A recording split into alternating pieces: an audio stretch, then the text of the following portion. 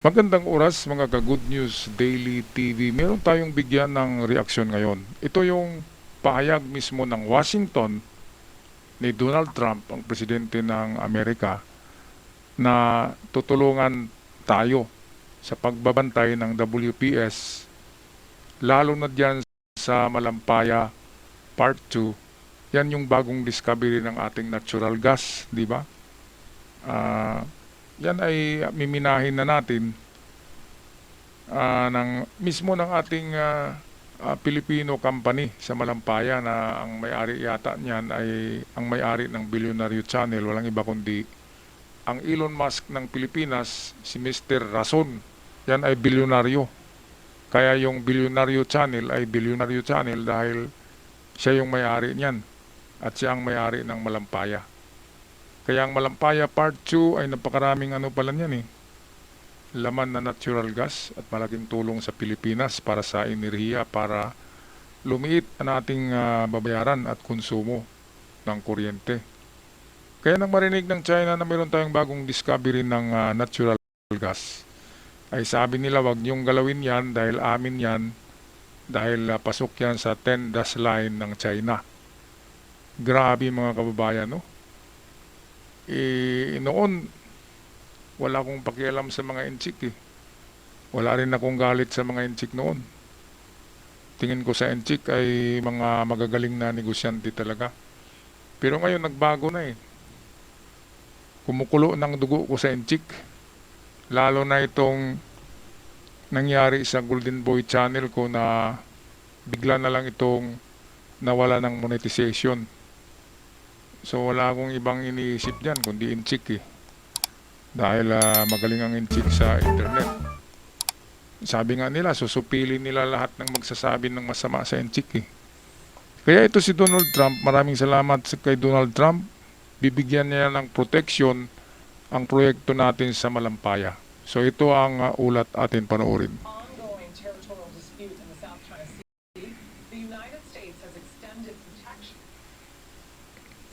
Ongoing territorial dispute in the South China Sea, the United States has extended protection. Ongoing territorial dispute in the South China Sea, the United States has extended protection. The ongoing territorial dispute in the South China Sea, the United States has extended. In a recent development that has intensified the ongoing territorial dispute in the South China Sea, the United States has extended protection to the Philippines' newly discovered natural gas reserves, which lie in the contested waters of the West Philippine Sea. This move is seen as a direct challenge to China's expansive territorial claims over the area, which have been a source of friction between the two nations for years. Diyan lang yan, malapit lang kasi yan sa Malampaya Part 1. At ngayon, yung ilang kilometro lang ay nandun na yung bagong discovery ng malaking deposito ng natural gas. Kaya ang China ngayon ay may balak na agawin yan. Kasi nakita nila na meron palang mamimina dyan na enerhiya. Kaya aagawin na naman yan sa Pilipinas. Ngayon narinig ng White House ng Washington, narinig ni Donald Trump yan. Kaya proteksyonan ni Donald Trump ang proyektong Malampaya. At ang may-ari niyang Malampaya ay Pilipino si Mr. Rason. Which is, maraming salamat at hindi DDS si Mr. Rason. Kaya nga kakasuhan daw si Rason ni BP Sara dahil ang Billionaire Channel ay pro-government channel. Siyempre naman, binigay kay Rason ang Malampaya na project, malaking income kasi yan. Kaya dapat magpasalamat ka kay sa presidente, di ba? Okay, kaya isang utang na loob na naman natin ito sa Amerika kay Donald Trump kapag natuloy ang proteksyon na yan. Maraming salamat. Yan ay pinagdasal ko rin yan na sana ang Amerika ay tutulong sa pagbabantay ng Malampaya. Kasi malaking tulong yan sa yung Malampaya 1 kasi ay Luzon lang yung sinusuplayan ng enerhiya. Iba ka ngayon, baka maisama na ang Visayas sa Malampaya 2 kasi malaki ang enerhiya na makukuha dyan O baka maisama na rin ng Mindanao. Maganda kung ganun. Okay, so balik tayo sa balita. Philippine government having recently announced the discovery of a significant natural gas field near the Malampaya Reservoir in the West Philippine Sea. Philippine government having recently announced the discovery of a significant natural gas field near the Malampaya Reservoir in the West Philippine Sea has been keen to ensure the security of its newly found energy resources. With this in mind, the U.S. has positioned warships in the region to safeguard these valuable reserves, ensuring they are not disrupted by Chinese maritime forces. Ang paggawa dyan ng mga structures. Kaya napakagandang paggalaw ng Amerika para sa Pilipinas. Dapat talaga maano na yan, masolve na yung WPS na talagang ang China ay hindi na mag-claim dapat dyan. Hindi makuha yan sa magandang usapan ng China . Kaya sa magandang buntalan na lang kaya, di ba? Mga kababayan, papayag ba kayo? Buntalan na lang, di ba? Ano lang, pound for pound. Kung 100 kilos ka, 100 kilos ang kalaban mo na yung chick. Buntalan, ano na lang, bare knuckle, di ba? Yung bare knuckle, walang gloves. Tingnan natin kung sinong mananalo. Sila yung nanghihimasok sa teritoryo natin . Tsaka yung ating mga enerhiya, mga oil reserves, inaangkin nila . Sikrito sila na nag-i-explore sa ating karagatan. Kaya yung parting Zambales, inaangkin talaga nila yan. Dahil yung parting Zambales na yan, ay nandyan ang malaking deposito ng langis. At itong natural gas ay dito malapit sa Palawan. Yan yung Malampaya. Kaya, hay nako, ano kayang mangyari dyan kung talagang ipagpilit ng China na agawin yung Malampaya? Ano kayang mangyari dyan? Siguro yan ang umpisa ng gulo . Gulo na talagang may puputok na. Dahil hindi naman natin yan talaga ibibigay dahil napakalapit niyan sa Palawan. At dati meron ng Malampaya dyan . Meron na tayong dyan, structure ng Malampaya. Ngayon narinig lang ng China na mayroong malaking makukuhang enerhiya, ay pumapalag sila. Grabe. Balik tayo sa balita. The move is aligned with the United States' broader commitment to support its allies in the region, particularly the Philippines, in maintaining control over their exclusive economic... The move is aligned with the United States' broader commitment to support its allies in the region, particularly the Philippines, in maintaining control over their exclusive economic zones against any unlawful foreign claims. The gas field, which could potentially supply energy to millions of Filipinos, is located within the Philippine Ease, but falls within waters that China claims as part of its so-called 9-dash line, an arbitrary boundary that stretches deep into the South China Sea. Despite the 2016 ruling by the Permanent Court of Arbitration, which declared China's claims to be without legal foundation, Beijing continues to assert its dominance over the region.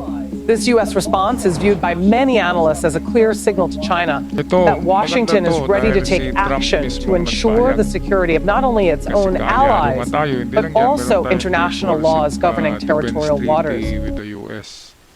Kaya parang na rin tayo ng US, parang party na kung gagalawin tayo ay parang ginalaw na nila ang Amerika. Kaya dapat ipapakita ng US talaga dito, dapat babantayan tayo ng mga aircraft carrier, mga destroyers, para hindi na makapanghimasok pang China. Tsaka dapat tapusin na yan in a legal way ang dyan sa WPS, yung pag-aangkin ng China. Dapat bigyan ng ng linya na teritoryo na hanggang dyan na lamang ang China manghimasok. Hindi yung kahit saan nila gusto ay pwede sila. Diba? Kaya pala walang sukat yung 9-dash line ng China. Ang kahulugan pala niyan ay pwedeng nila yan, ilipat-lipat. Yun ang narinig ko . Kaya pala walang walang bearing na sinasabi walang longitude, latitude, walang sukat. Dahil ano daw yan, parang changeable, pwedeng ilipat-lipat yan hanggang magiging 12 dash line, hanggang buong Pilipinas na ang masakop ng dash line na yan. Kung ganon, ay gira na, di ba? Kasi inisa-isa lang tayo parang ahas na ulupong na kinain muna yung kalingkingan, andin 2 daliri, 3 daliri, 5 daliri, hanggang sa kinain na yung siko mo, hanggang dito, hanggang maubos yung ulo at buong katawan lalamunin na ng ulupong na China, di ba? Oh, galit kayo dyan, China. Dahil sinabi nyo kung sino daw magsalita ng masama sa China ay makatikim daw sa China O, buntalan na lang kaya tayo. Baka akala nyo kapag tamaan kayo nitong akala nyo hindi ito black belt ay nako, kahit may edad na pero one punch, one kill basag ang bungo mo na yung chika, hayop ka. Okay, so ito, tapusin na natin ang balita courtesy ng Global News Channel. The U.S. Navy has frequently conducted freedom of navigation operations in the area to challenge China's territorial assertions. The U.S. Navy has frequently conducted freedom of navigation operations in the area to challenge China's territorial assertions. And this latest move is an extension of that policy. For the Philippines, which has long struggled with the threat of Chinese encroachment on its maritime territory, the protection of these natural gas reserves is of critical importance.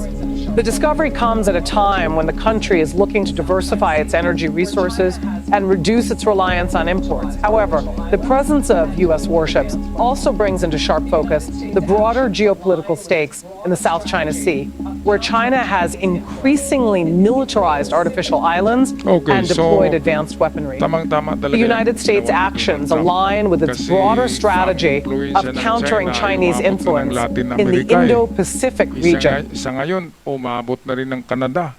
Dahil ang Canada galit sa Amerika dahil sa tariff, dahil sa taripa.